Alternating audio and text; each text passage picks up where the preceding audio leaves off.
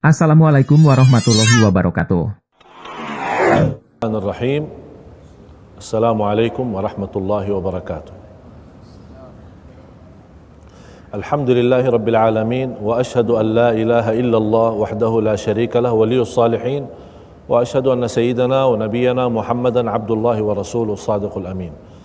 Allahumma salli wa sallim wa barik ala sayyidina Muhammadin wa ala alihi wa sahbihi wa man tabi'ahum bi ihsanin ila yaumiddin. Subhanaka la ilma lana illa ma 'allamtana innaka antal alimul hakim.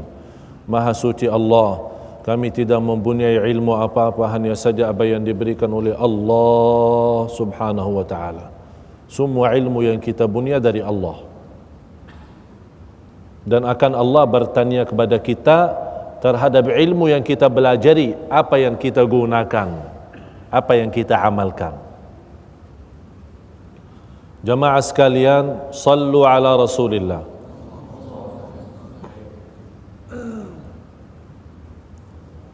Pasti banyak cerita dalam pertemuan yang lalu sangat menarik. Dan anda sekalian pasti penasaran, ini apa habisnya ini cerita ini.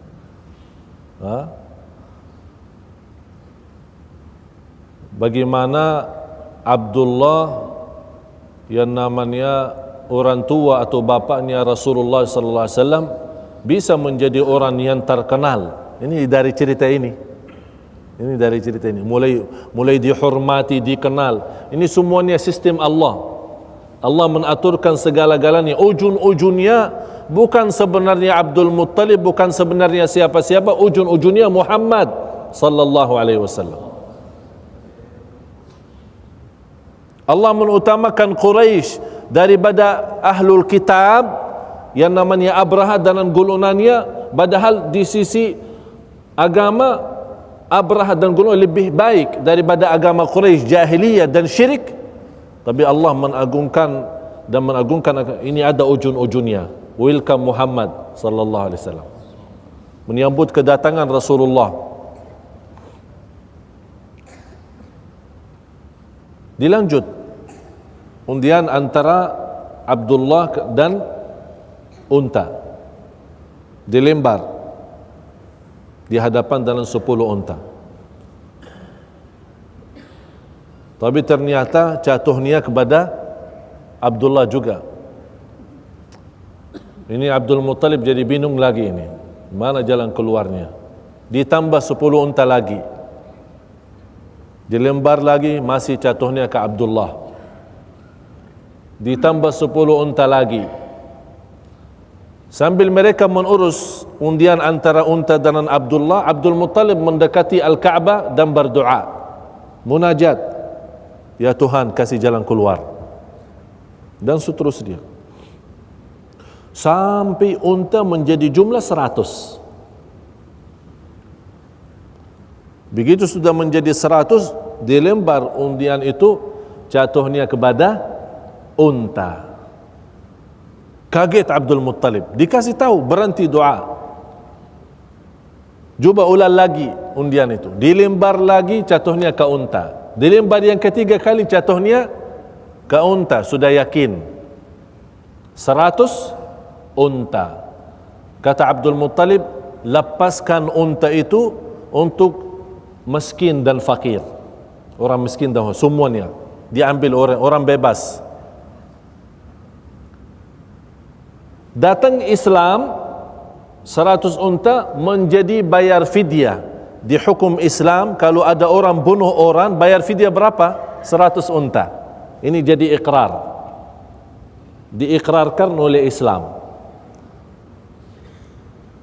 Jadi di zaman Rasulullah, kalau ada orang buat dosa membunuh orang salah, kan kalau membunuh orang sengaja kan dihukum mati. Tapi kalau orang bunuh salah, dihukum apa? Bayar fidyah. Bayar fidyah berapa? 100 unta. Ini yang menjadi dalam sistem urusan agama. Tapi sekarang sudah diganti, ya, macam kalau kita di tanah suci, sekarang diganti dengan uang, ya, diganti dengan uang. Dihitungkan berapa harga pasar unta, 100 unta sekian dikali sekian, udah bayar untuk orang melepaskan diri dari hukum mati, hukum qisas. Dari situ Abdullah diselamatkan oleh Allah untuk menjadi kurban. Terbawa cerita sekarang di Makkah, semua wanita yang ada di Makkah habis mendengar berita dan cerita Abdullah, semua ingin menjadi pasangannya. Dan terbawa dalam sejarah, dalam beberapa buku sejarah, Abdullah sejak itu memiliki cahaya di muka yang cukup bersinar, menarik perhatian. Sampai ada seorang wanita menggoda Abdullah untuk menikahinya. Tapi Abdullah sifatnya orang malu, dan Allah Maha Kuasa memelihara Abdullah, bapaknya Rasul, tidak berbuat macam zina. Dan nikah Abdullah dengan Siti Aminah, ibunya Rasul, dengan nikah yang syar'i, yang sahih, murni, bersih. Karena di zaman jahiliyah terkenal di golongan Arab itu nikah itu sembarangan. Zina bebas, nikah yang rusak bebas, tidak ada tuntunan, tidak ada. Tapi Allah jaga ini, orang tua Rasul. Nikahnya sangat yang pelihara oleh Allah. Karena akibatnya akan terjadi siapa? Ya, Nabi Muhammad SAW. Oleh karena itu kata Rasulullah SAW, saya terpilih menjadi turunan yang terbaik di muka bumi. Turunan yang terbaik di muka bumi, sallallahu alaihi wasallam. Sangat dipelihara. Jadi Abdullah nikah dengan Siti Aminah. Wanita ini yang suka menggoda Abdullah untuk menikahi, begitu dia mendengar berita Abdullah sudah menikah dengan Siti Aminah, dia tersinggung. Tapi lama-lama ketemu, ya namanya saya kan tadi cerita orang-orang Arab kan suka poligami. Jadi saya kan baru satu. Jadi orang-orang suka mau nikah. Habis itu Abdullah, ya habis sudah punya istri, ketemu wanita itu, Abdullah menawarkan, udah mau nikah sama saya? Tidak apa-apa, istri dua, yang tiga apa terus. Kata wanita itu, udah, sekarang tidak perlu, karena saya tadi mengharapkan cahaya yang anda punya itu, ada cahaya. Tapi habis dia nikah dengan Siti Aminah, sepertinya cahaya itu sudah pindah kemari kepada Siti Aminah. Ini yang menjadi kehamilan dengan Rasulullah SAW.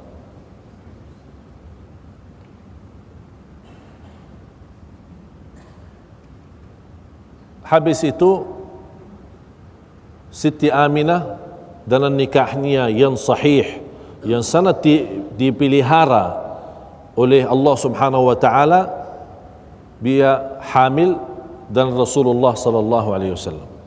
Dan Siti Aminah berkata, saya tidak pernah selama 9 bulan menghamil Rasulullah SAW, saya tidak pernah merasakan sebagaimana yang dirasakan oleh wanita lain.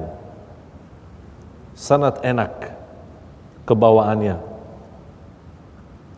Begitu Rasulullah menjadi sudah 6 bulan dalam perut ibunya, bapaknya Rasulullah yang Abdullah itu meninggal dunia.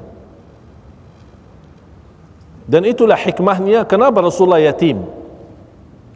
Agar segala kehidupan Rasul sejak dia masih kecil, baru dilahirkan sampai wafatnya, dia tidak akan ada kebutuhan kepada siapapun, hanya kepada Allah. Ini sistem Allah untuk Nabi Muhammad. Oleh karena itu Allah sengaja jadikan Nabi Muhammad sallallahu alaihi wasallam yatim, agar dia tidak ada rasa kebutuhan kepada orang tua atau kepada manusia seperti sifat manusia biasa. Ini memang Rasulullah manusia, tapi terpilih manusia yang termulia, yang teragung. Sampai 9 bulan terbawa Siti Aminah selama hamil membawa Nabi Muhammad sallallahu alaihi wasallam, tidak ada rasa sakitnya atau tidak ada rasa sama sekali kesusahan saat dia membawa hamil. Jamaah sekalian, sallu ala Rasulillah. Sebelum saya dan kita sama-sama masuki kepada kelahiran Rasulullah dan peristiwa-peristiwa yang terjadi saat kelahiran Rasulullah, terbukti dari banyak tanda-tanda, dan sebenarnya ada juga banyak tanda-tanda selanjutnya waktu sama Abdul Muttalib kemudian Abu Talib. Ini insya-Allah nanti pertemuan yang akan kita akan banyak cerita. Tapi yang saya perlu sampaikan sebagai amanatun ilmiyah, sebagai sebuah amanat dari ilmu yang kita belajari, harus juga saat saya sampaikan dengan amanat. Ini yang menjadi salah satu persoalan besar di tanah masyarakat dan di tanah umat Islam, masalah maulud. Yang harus kita fahami, maulud itu sebagaimana kata Al-Imam Abu Syamah, gurunya Imam Nawawi, pernah beliau berkata, ahsanu mabtudi'a fi zamanina hadzal maulid, yang terbaik kita buat sebagai bid'ah adalah maulid. Sudah faham? Ini Abu Syamah, gurunya Imam Nawawi. Kan kita sudah tahu semua Imam Nawawi adalah ikut mazhab Syafi'i. Dia berkata, sebaik yang dilakukan di masa kami, di zaman kami, di antara bid'ah-bid'ah yang dianggap sebuah bid'ah itu yang terbaik adalah maulid. Kenapa dinamakan maulid bid'atun hasanah? Harus jamaah tahu, tidak ada ulama ahlus sunnah wal jamaah berkata maulid sunnah, tidak ada. Kenapa tidak bilang sunnah? Karena memang tidak ada dalam Quran, ya ayyuhalladzina amanu bikin maulid. Dan juga tidak ada di hadis Rasulullah. Tapi bukan berarti tidak boleh, harus fahami itu. Kalau memang sudah Rasulullah lakukan atau ada perintah dari Allah atau Rasul, berarti itu sunnah, jelas. Kenapa ulama tidak berani bilang sunnah? Karena hal itu tidak pernah dibuat oleh Rasul dan tidak ada perintah dari Quran dan hadis. Tapi kenapa dibilang bid'ah? Bid'ah itu karena dianggap dalam bahasa Arab, kata bid'ah adalah sesuatu yang baru. Faham? Kata bid'ah sesuatu yang baru. Tapi kenapa ditambah bid'atun hasanatun? Sebagaimana berkata Al-Imam Ibn Hajar rahimahullah. Tahu Imam Ibn Hajar? Yang mentafsirkan, mensyarah Sahih Al-Bukhari. Sahih Al-Bukhari ada sebuah kitab namanya Fathul Bari Syarah Sahih Al-Bukhari yang dibuat oleh Al-Imam Al-Hafidh Ibn Hajar Al-Asqalani. Kata Al-Imam Ibn Hajar, maulid bid'atun hasanah. Kenapa dinamakan bid'ah? Sesuatu baru. Kenapa dinamakan hasanah? Karena isinya baik. Isinya baik. Imam Ibn Taymiyah rahimahullah pernah berkata, walaupun maulid itu dianggap menurut beliau sebuah bid'ah, tapi bisa dan boleh orang yang merayakan maulid dapat pahala. Orang bertanya kepada Imam Ibn Taymiyah, wahai Imam, bagaimana orang bikin bid'ah bisa jadi pahala? Kata Imam Ibn Taymiyah, karena yang bikin maulid pasti cinta Rasul. Sudah faham?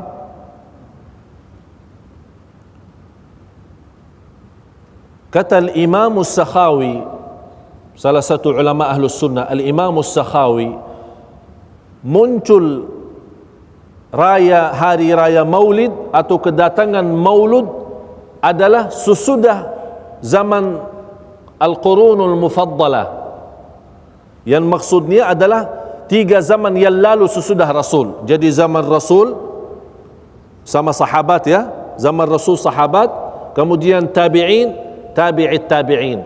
Ini 3 masa, 3 zaman, kata Rasulullah ini yang terbaik manusia. 3 masa ini.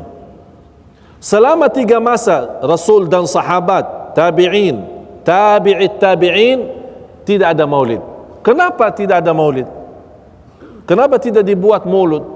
Karena mereka dalam aktivitasnya sehari-hari setiap hari maulud. Setiap hari maulud. Dari jaga sunnah, dari masalah taqwa, dari sisi ilmu, dari sisi jihad, dari sisi iman, dari sisi akhlak, luar biasa. Jadi bagi mereka tidak perlu dibuat peringatan maulud, karena setiap hari maulud bagi mereka. Setiap hari akhlaknya maulud, membuktikan cinta Rasulullah dengan amal mereka sehari-hari. Habis 3 masa ini, mulai umat Islam menjauh dari agama. Datang ulama, ini gimana kita boleh bawa umat Islam kembali? Kalau ceramah, orang susah faham. Bikin ceramah, penajian, orang sudah masuk majlis ta'lim, masuk masjid, langsung tidur. Jadi tidak ada semangat. Akhirnya habis ulama itu memfikirkan solusi jalan keluar, akhirnya jadi maulid. Dan bertama seorang raja yang merayakan maulid, As-Sultanul Muzaffar. Dan terkenal dalam sejarah, raja itu yang termulia saat ada hari maulid itu, sedekahnya dan infaknya luar biasa. Jadi sangat beda dengan urusan beribadi. Kalau dia meneruan harta untuk urusan beribadi, urusan apa saja, kalau untuk maulud luar biasa. Oleh karena itu kita ikuti dalam aktivitas, apalagi di negeri macam negara Brunei Darussalam yang diberkahi Allah, dan mudah-mudahan senantiasa menjadi baldatun tayyibatun wa rabbun ghafur. Inilah salah satu mengadakan maulud. Mulai dari sultannya sampai rakyatnya, Masya Allah, semua ikut maulud. Tapi yang saya harapkan daripada maulud itu, yang insya Allah dalam pertemuan yang akan datang kita akan bahas rahasia dan hikmah kelahiran Rasulullah, dan apa peristiwa yang terjadi saat kelahiran Rasulullah. Intinya harus kita orang-orang bangkit lagi dalam hati cinta Rasul, dan beraktik lagi amalan Rasul, dan hiduplah sirah Rasul dalam kehidupan kita sehari-hari, agar insya-Allah di hari kemudian kita dipanggil oleh Allah masuk surga bersama Rasulullah sallallahu alaihi wasallam. Jamaah sekalian, sallu ala Rasulillah. Innallaha wa malaikatahu yusalluna ala nabi ya ayyuhalladzina amanu sallu alaihi wa sallimu taslima walhamdulillahi rabbil alamin. الحمد لله رب العالمين وأشهد أن لا إله إلا الله وحده لا شريك له ولي الصالحين وأشهد أن سيدنا ونبينا محمدا عبد الله ورسوله الصادق الأمين اللهم صل وسلم وبارك على سيدنا محمد وعلى آله وصحبه ومن تبعهم بإحسان إلى يوم الدين. سبحانك لا علم لنا إلا ما علمتنا إنك أنت العليم الحكيم.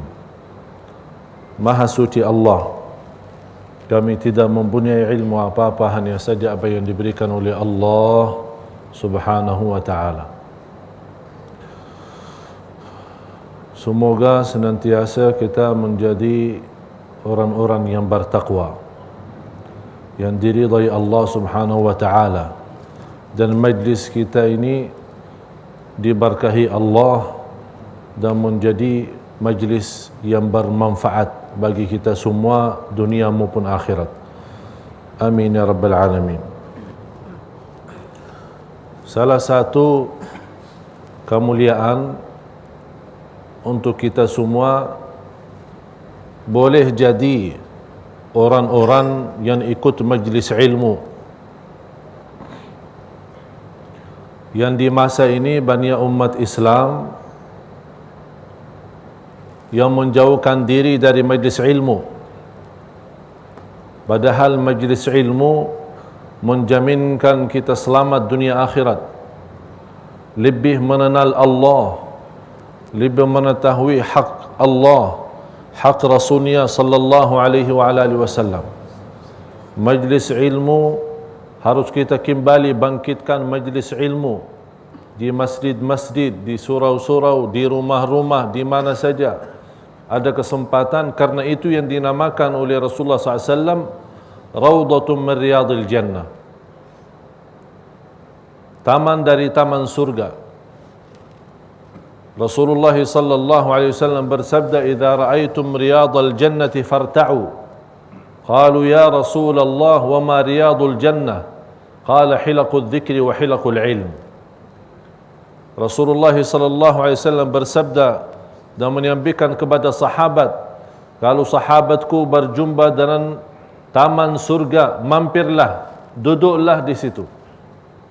Sahabat bertanya, "Ya Rasulullah, apa itu Raudatul Jannah? Apa itu taman-taman surga?" Rasulullah bersabda, "Hilaqul ilmi wa dzikr," majlis ilmu dan majlis zikir. Dan ulama menjelaskan ada surga Allah di dunia. Barang siapa yang masuk surga Allah di dunia, pasti masuk surga Allah di akhirat. Apa itu surga Allah di dunia? Ini macam ilmu, majlis seperti ini. Yang mengagungkan lagi majlis ini menjadi mulia di sisi Allah Subhanahu wa taala karena kita mempelajari dan membahas tentang orang yang termulia, orang yang paling agung, orang yang dicintai Allah, itu adalah Sayyidina Muhammad sallallahu alaihi wasallam. Berapapun habis waktu untuk mempelajari sejarah dan sirah Nabi Muhammad sallallahu alaihi wasallam, tidak sia-sia, tidak mubazir. Habiskan umur kita semua untuk mempelajari sirah beliau. Dan malu kita kalau menjadi orang-orang yang tidak mengetahui sirah beliau. Ikut maulid, tapi nama beliau saja tidak tahu. Nama beliau saja tidak tahu. Akhlaknya beliau, mu'jizat-mu'jizat, cerita-cerita dan yang lain-lain banyak yang kita perlu belajari. Menjadi sebuah bukti kita masih cinta Rasulullah sallallahu alaihi wasallam. Karena orang yang mencinta Rasul bukan hanya sebuah ucapan atau sebuah kata. Yang terbukti kita cinta Rasul adalah amal kita, amal salih kita. Jangan kita orang-orang yang istiqamah ikuti maulid, tapi kalau dia di rumah tangga bersama isterinya, na'udzubillah, akhlaknya buruk, akhlaknya tidak sopan. Rasulullah sallallahu alaihi wasallam bersabda di hadis yang sahih, "Khairun nasi khairukum li ahli." Sebaik-baik manusia yang terbaik sama keluarganya, terutama istri. "Wa ana khairukum li ahli," dan kata Rasulullah, dan aku yang terbaik terhadap istri. Baik akhlaknya sallallahu alaihi wasallam. Jadi manfaatnya kita belajar sirah dan sejarah Nabi kita agar bertambah kita mencintai beliau, menjadi contoh baik bagi kita, agar kita kembali menjadi orang-orang bukan hanya mencintai Rasulullah SAW, insya-Allah mendapatkan syafaat beliau di hari kemudian. Jamaah sekalian, sallu ala Rasulillah. Kelahiran Nabi Muhammad sallallahu alaihi wasallam sebuah peristiwa yang cukup dahsyat. Apakah kelahiran manusia dahsyat? Kelahiran manusia dahsyat? Tidak, biasa saja. Kita semua lahir juga. Tapi ini beda sama yang beda. Beda sama yang lain sallallahu alaihi wasallam. Rasulullah sallallahu alaihi wasallam diceritakan sama ibunya Siti Aminah. Selama dia hamil membawa beliau sallallahu alaihi wasallam tidak merasakan apa-apa. Tidak merasa lelah, tidak merasa sakit, tidak merasa keberatan sebagaimana ibu-ibu yang merasa saat dia hamil. Dan di malam melahirkan Rasulullah sallallahu alaihi wasallam, ibunya Siti Aminah melihat mimpi. Ada yang memberitahu akan dilahirkan orang-orang yang amat mulia. Begitu dia dilahirkan, bacalah wahai ibunya, "U'idhuhu bil wahidis samad." Di riwayat lain, "U'idhuhu billahil ahadis samad min kulli syarri hasid." Aku melindungkan Allah atau berlindungkan orang itu kepada Allah Subhanahu wa taala yang Maha Esa dari segala keburukan, dari segala hasud.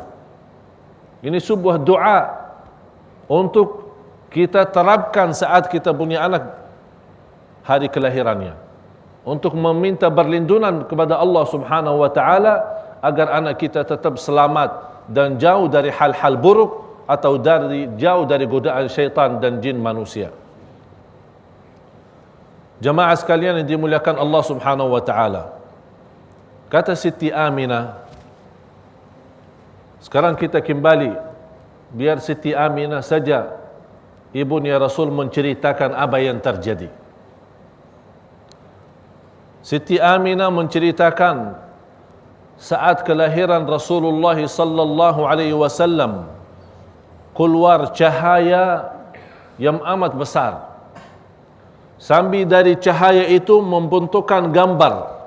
Terlihat dalam isi gambar itu kota Basra, kemudian Asyam, bagian Iraq dan bagian Syam. Itu tanda apa? Terlihat cahaya, karena di saat itu yang menguasai dua tempat itu adalah musuh Islam. Jadi tanda cahaya saat kelahiran Rasulullah artinya Islam akan sampai ke sana. Ini kabar gembira agar ibunya juga lebih tenang saat menghadapi memiliki anak seperti ini, sallallahu alaihi wasallam. Dan yang lebih dahsyat lagi, kelahiran Rasulullah sallallahu alaihi wasallam bukan seperti anak lain. Langsung beliau dilahirkan ke dunia ini dalam keadaan sujud, mengangkat kepalanya ke atas, menunjuk jarinya kepada langit. Wulida masruran makhtunan makhulan. Rasulullah sallallahu alaihi wasallam dilahirkan sudah disunat, tidak perlu disunat. Kalau kita punya anak kan disunat, kalau di hari yang ketujuh atau ada kebiasaan sambil sudah masuk kelas sekolah baru disunat. Padahal sunnah Rasulullah, kalau kita punya anak lelaki, kalau mau dikhitan, mau disunat di hari yang ketujuh. Ini sunnah Rasul. Dan terbukti secara medis itu lebih baik. Jadi dikasih nama di hari yang ketujuh, dikasih nama, bukan bulan yang ketujuh, bukan tahun yang ketujuh. Sudah 7 tahun atau sudah 15 tahun. Alasannya kenapa? Oh, dia masih kecil, kasihan. Tak ada yang lebih kasih sayang kepada anak kita lebih daripada Rasulullah sallallahu alaihi wasallam. Di hari yang ketujuh beri nama, disunat dan diakikah. Itu sunnah Rasulullah sallallahu alaihi wasallam. Ada lebihnya kalau lelaki dan perempuan boleh dicukur dia punya rambut kepala dan ditimbang di bagian emas terus jual. Dia punya berapa gram, sanan harga emas, dan harga itu kita berikan sedekahnya. Kelahiran Rasulullah sallallahu alaihi wasallam, cuba bayangkan jemaah sekalian, Rasulullah dilahirkan ke dunia dalam keadaan sujud. Sujud. Kepalanya menuju ke atas. Kemudian jarinya menuju ke atas, kalimah syahadat, seolah ada kalimah syahadat. Seperti ada seorang jemaah meninggal dunia, istrinya bertanya sama saya, dia begitu meninggal susah berbicara, tapi jarinya diajukan seperti tahiyat. Apa artinya? Saya bilang ini tanda dia ucapkan kalimah syahadat. Walaupun dia tidak mampu mengucapkannya dalam lidahnya, tapi dia sudah mengucapkan lewat jarinya. Karena kita saat at-tahiyat, asyhadu an la ilaha illallah. Jadi kalau ada orang meninggal dunia, menaikkan jarinya ke atas, itu tanda orang itu lagi mengucapkan kalimah syahadat, walaupun kita tidak dengar oleh telinga sendiri. Jamaah sekalian yang dimuliakan Allah, sallu ala Rasulillah. Di saat kelahiran Rasulullah sallallahu alaihi wasallam, muncul di langit bintang yang dinamakan oleh orang Yahudi bintang, namanya bintang Ahmad. Karena ada sifat-sifat Rasul di buku At-Taurat dan Al-Injil. Dan orang Yahudi percaya akan muncul Nabi itu. Tapi mereka mengharapkan Nabi itu turunnya dan datangnya dari orang Yahudi sendiri, bukan dari Makkah.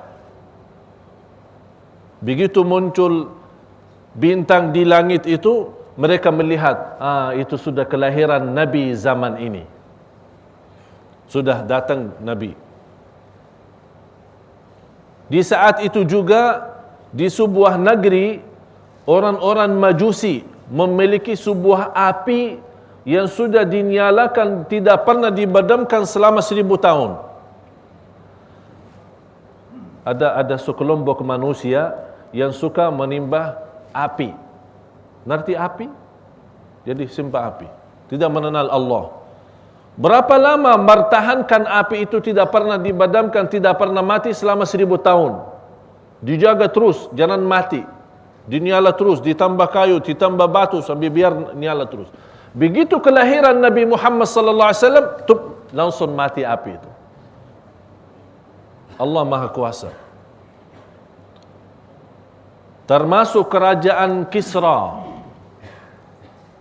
Jatuhnya 14 gambar atau 14 jendela yang dijatuh di saat kelahiran Rasulullah SAW. Ditafsirkan oleh ahli ilmu di saat itu, ditafsirkan adalah kejatuhan kerajaan itu di saat itu. Ini semua tanda-tanda Islam itu akan tersebar, mulai dari kelahiran Rasulullah sallallahu alaihi wasallam. Seolah-olah Allah memberikan tanda dan berita kepada seluruh manusia. Wahai manusia, telah datang yang membawa cahaya kepada Allah. Wahai manusia, telah datang yang membawa anda selamat dunia akhirat. Wahai manusia, telah datang orang-orang yang membawa dari kegelapan kepada cahaya, dari kezaliman kepada adil, dari kebohongan kepada jujur, dari khianat kepada amanat, dari hancuran menjadi bersatuan. Itulah Muhammad sallallahu alaihi wasallam. Sangat berguna, bermanfaat, terpilih oleh Allah menjadi orang-orang bukan hanya membawa umat Islam saja, membawa seluruh manusia kepada keselamatan. Oleh karena itu, saat kelahiran beliau sallallahu alaihi wasallam, semua bersenang. Kakeknya Abdul Muttalib, pamannya Rasulullah Abu Lahab, yang kita sama-sama baca tabbat yada Abi Lahab wa tab, senang pas dia ada berita kelahiran Muhammad sallallahu alaihi wasallam. Malah Thuwaibah seorang pembantu di rumahnya Abi Lahab. Di saat Siti Aminah melahirkan, ada Thuwaibah di situ. Siti Thuwaibah ini habis kelahiran Rasulullah SAW, dia datang kepada Abu Lahab memberitahu, ini sudah Siti Aminah melahirkan. Akhirnya Abu Lahab membebaskan perempuan itu Thuwaibah menjadi orang-orang bebas. Sudah, mau kerja di mana saja silahkan. Saking senang dan gembira. Pertama yang mensusui Rasulullah sallallahu alaihi wasallam adalah ibunya sendiri, Siti Aminah. Habis kelahiran Rasulullah SAW, disusui oleh ibunya. Yang kedua, Thuwaibah. Ini pembantunya Abu Lahab. Baru datang yang namanya Siti Halimah. Jadi pertama yang mensusui Rasulullah SAW adalah ibunya sendiri. Yang kedua, Siti Thuwaibah. Thuwaibah itu adalah pembantu di rumahnya Abu Lahab. Yang ketiga baru Siti Halimah. Ada riwayat 8 orang yang pernah mensusui Rasulullah SAW. Tapi yang jelas, yang tidak ada berbeza pendapat antara ulama adalah 3 itu yang saya sebutkan. Dan kebiasaan orang Arab, di saat punya anak baru dilahirkan, punya kebiasaan mereka menerimkan anak itu kepada daerah kampungan, ya, macam desa atau kampung atau daerah-daerah yang jauh dari kota. Apa hikmahnya? Karena kebiasaan mereka yang dipasarkan dan dididikkan di luar kota itu lebih berguna. Pertama, untuk dalam bahasa. Yang kedua, dari sisi makanan. Yang ketiga, dari sisi cuaca, alam. Dan yang keempat, agar dia melihat bagaimana cara kehidupan orang-orang kampung dan orang miskin. Sudah Rasulullah sallallahu alaihi wasallam saat selesai disusui oleh ibunya, kemudian Thuwaibah dibawa Ummu Aiman kepada kakeknya Rasulullah adalah Abdul Muttalib. Abdul Muttalib begitu melihat Muhammad sallallahu alaihi wasallam, beliau sangat gembira dan bahagia. Dan beliau berkata, ini anak pasti memiliki kekuasaan dan kemuliaan yang luar biasa. Karena dia melihat banyak tanda-tanda yang diberikan oleh Allah Subhanahu wa taala kepada Nabi Muhammad sallallahu alaihi wasallam. Jadi Nabi Muhammad sallallahu alaihi wasallam orang mulia sebelum jadi nabi. Sebelum terpilih menjadi rasul, sudah mendapatkan banyak kemuliaan dari Allah Subhanahu wa taala. Nanti dalam cerita kita akan mendengar bagaimana keberkahan yang dibawa oleh nabi kita Nabi Muhammad sallallahu alaihi wasallam. Dan kakeknya Rasulullah Abdul Muttalib memberikan nama Muhammad. Ditanya, kebiasaan di negeri Arab tidak mengenal yang namanya Muhammad. Abdul Muttalib, Abdullah, Abdul Izza, Abdul Ka'bah, Abdul Malik. Tapi kata nama Muhammad ini jarang ada. Orang bertanya kepada Abdul Muttalib, tujuannya apa diberikan nama Muhammad? Kata Abdul Muttalib, agar dipuji oleh seluruh manusia di bumi. Itu nama Muhammad. Huwa Muhammadun wallahu mahmudun. Huwa Muhammadun wallahu mahmudun. Artinya Allah mahmud, Allah memiliki segala sifat kesempurnaan. Segala kesempurnaan bagi Allah. Kita baca, Alhamdulillahi Rabbil Alamin, segala puji bagi Allah. Berarti hamda mahmudun Allah dan Nabi Muhammad. Terpilih dari nama dalam sisi bahasa sangat luar biasa bagus. Oleh karena itu kita lihat macam di Turki, macam di Pakistan, macam di India dan beberapa negara Islam saking senangnya mengagungkan nama Nabi Muhammad sallallahu alaihi wasallam, kalau dia mau beri nama anaknya selain nama Muhammad tetap dibawa nama Muhammad. Misal dinamakan anaknya Ali, dipanggil Muhammad Ali. Dinamakan anaknya Ismail, Muhammad Ismail. Diberikan kepada anaknya nama Ibrahim, tetap panggilannya Muhammad, tidak boleh lepas. Mereka mengharapkan apa? Keberkahan dari nama itu. Malah seperti Imamul Ghazali, namanya luar biasa. Muhammad, bapaknya Muhammad, kakeknya Muhammad, dan terus Muhammad lagi. Jadi kalau ditanya Muhammad ibnu Muhammad ibnu Muhammad ibnu Muhammad Al-Ghazali, semua Muhammad. Ini merupakan keberkahan. Dan kembali kepada niat kita masing-masing. Tapi yakin, nama juga bisa boleh membawakan banyak keberkahan bagi kita. Datang beberapa wanita dari kampung Bani Sa'ad. Ada yang bilang batasan di kota At-Taif.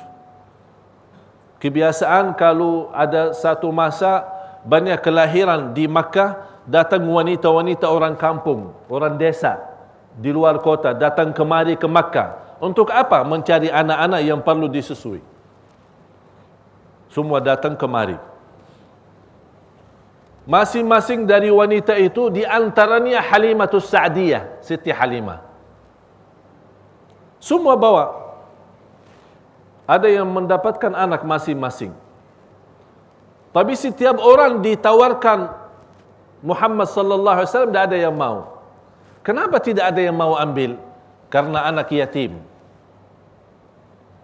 Dan semua orang yang datang, dia mengharapkan bapaknya memberikan rizki ya, uan ya. Kalau orang di masa itu, kalau saat disusui kan dapat ongkos ya, ongkos bayar berapa sekian. Tapi kalau bapaknya meninggal ya siapa yang mau bayar? Jadi tangkapan mereka yang namanya orang lelaki itu yang membawa nafkahnya, itu yang punya uang. Tapi kalau bapaknya tidak ada, siapa yang mau bayar? Akhirnya orang malas. Oh, jangan. Siti Halimah sendiri begitu melihat kondisi Rasulullah SAW, ya tidak tahu dia ini Rasul. Dia tidak tahu ini yang akan memberikan keberkahan. Dia belum tahu. Terus dia kembali naik unta. Kalau di dalam sejarah namanya Attan. Untanya namanya Attan. Masih ingat cerita kemarin? Saya kan kebiasaan di negeri Arab dulu, setiap binatang diberi nama kan? Gajah itu namanya Mahmud. Ini juga unta yang sudah tua dinamakan Attan. Kedatangan Halimah naik unta dari kampungnya ke kota Makkah itu baru lambat dia jalan. Sambil orang-orang yang berikutnya, kok lama-lama tak jalan-jalan? Ini kita sudah mau nyampe ini kok. Oh sabar sebentar, ini dah tahu sudah tua ini unta ini. Dah bisa, dah boleh jalan. Sebentar, perlahan-lahan.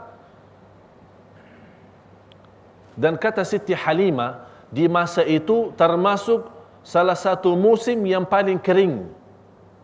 Faham paling kering? Artinya sudah lama tidak ada hujan, tidak ada hasil sawah, tanam-tanaman. Malah unta itu yang terkenal banyak susunya, sudah di masa tidak ada, susah. Kita mau makan dan minum susah. Dan beliau sendiri Siti Halimah membawa anak namanya Al-Harith. Ada anak masih kecil, masih anak bayi. Dia juga nangis terus karena tidak pernah bisa kenyang dari minum susu. Karena susu ibunya sudah kering juga, tidak boleh dapat. Karena jarang makan, miskin, susah. Terus berjalan. Akhirnya Siti Halimah berkata kepada suaminya, keadaan kita sudah seperti ini. Dan semua orang kampung saya masing-masing sudah dapat anak. Cuma tinggal satu itu, namanya Muhammad, anak yatim. Ya kita ambil saja. Pada kita pulang tak bawa siapa-siapa. Udah, mau bilang apa? Tidak ada jalan lain. Pada saya pulang, orang-orang lihat, ini tak bawa apa-apa, saya malu. Ya udah, bawa aja lah. Kata suaminya, bawa aja. Pada pulang kosong, lebih baik bawa. Terus datang bawa Nabi Muhammad. Biarkan Siti Halimah menceritakan.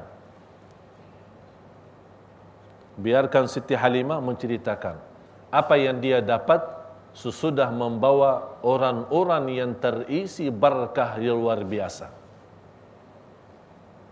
Kata Siti Halimah, begitu kita menggendong anak itu, langsung minum dari susu Siti Halimah. Yang sebelumnya, kata Siti Halimah saja sendiri, saya masih belum boleh mendapatkan banyak susu untuk anak saya sendiri. Tapi begitu gendong anaknya, Masya Allah sudah terisi dia punya badan. Masya Allah. Ini barakah. Rasulullah SAW minum susunya sampai habis. Kemudian Al-Harith yang sebelumnya nangis saja, tidak mendapatkan enak tidur karena lapar terus. Begitu dia bersama Nabi Muhammad SAW, sudah bisa boleh kenyang, kemudian enak tidur. Kata Siti Halimah kepada suaminya, oh anak saya juga ikut tidur, subhanallah. Ada berita baru, tapi mereka belum tahu. Belum tahu di situ ada tangan Allah. Ada kekuasaannya Allah. Karena mereka membawa seorang yang amat mulia, Muhammad sallallahu alaihi wasallam. Apa yang terjadi selanjutnya? Dalam perjalanan mereka sambil pulang kampung, dan banyak keberkahan yang didapat oleh mereka, dan banyak rahasia-rahasia sejak kelahiran Rasulullah sallallahu alaihi wasallam dan sebelum menjadi nabi, yang insya-Allah kita akan sama-sama mendalami dan mempelajari dalam pertemuan yang akan datang. Semoga bermanfaat bagi kita semua. Dan semoga insya-Allah sebagaimana kita sama-sama berkumpul di majlis ini, mudah-mudahan kita sama-sama jumpa lagi di surga Allah bersama Nabi Muhammad sallallahu alaihi wasallam. Innallaha wa malaikatahu yusalluna 'alan nabi ya ayyuhalladzina amanu sallu 'alaihi wa sallimu taslima. Allahumma salli wa sallim wa barik ala sayyidina Muhammad wa ala alihi wa sahbihi wa sallam walhamdulillahi rabbil alamin.